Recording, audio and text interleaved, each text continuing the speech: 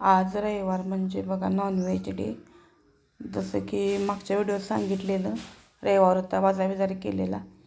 तर आज कारभाऱ्याने बघा देशी कोंबडी मस्तपैकी भाजून आणलेली.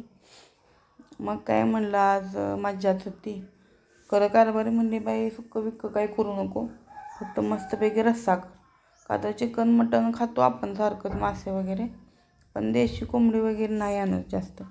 मग मस्तपैकी बघा धुवून वगैरे घेतलं आणि हळद मीठ टाकून आधी तर शिजायला ठेवलं.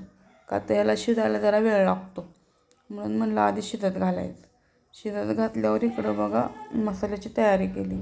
जास्त काही नाही, जिरं खोबरं लसूण कोथिंबीर. भात पण घातला, मटण पण शिजलं, मसाला झाला. म्हणलं आता आमटी टाकावी फोडणीला. मग आधी कांदा कापून घेतला, कांदा घेतला भाजायला. तर तेल टाकलं नाही, का तर तेल टाकलं की जरा कांदा भाजायला वेळ लागतो, म्हणून फक्त आधी परतायचा फक्त कांदा बिना तेलातच. मग तेल वगैरे टाकून बघा चांगला कांदा भाजून घेतला.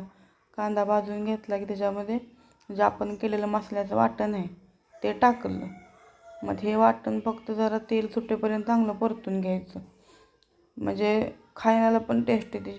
हे मसाल्याचाच खेळ असतो आहे सगळा, दुसरं काय तवा टाकतात.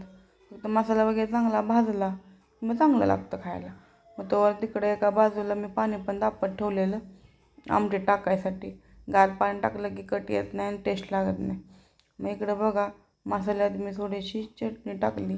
हळद काही मी आधीच टाकलेली ते शिजवताना कोंबडी, म्हणून आत्ता हळद काय टाकली नाही. आणि आमचा घरचाच मसाला आहे, त्यामुळे दुसरं काय टाकायची गरज लागत नाही. तिकडं बघा मटण मस्तपैकी शिजलं होतं, पण ते जरा करपटलेलं त्याच्यामुळं जरा ते काळं काळं दिसत होतं, पण टेस्ट काय विचारूच नका. मग मसाला सगळा परतून झाला की जे शिजवलेलं मटण होतं त्याच्यात टाकलं. आता चिकन मटण जरा गमलीन होते माझं, समजून घ्या. आता चिकन म्हणजे कोंबडी झाली, पण हे तर काय म्हणायचं देशी कोंबडे. आता ह्याला काय म्हणायचं काय समजेना मला, तर जाऊ दे, घ्या तेवढं समजून. मग चांगलं बघा परतून घ्यायचं मसाल्यात आणि मग मस्तपैकी गरम पाणी ओतायचं. बघा तिकडं पाणी नुसतं कसं उकळीच फुटायला उकळी फुटायला लागले. गरम पाणी ओतून घेतलं की मस्तपैकी एक दणदणीत उकळी काढून घ्यायची. कट तर बघा कसला भारी आला आहे. काहीच मसाला नाही, फक्त ते जिरं खोबऱ्याचं वाटण आणि घरगुती चटणी म्हणतात आपण त्याला, ती काळा मसाला.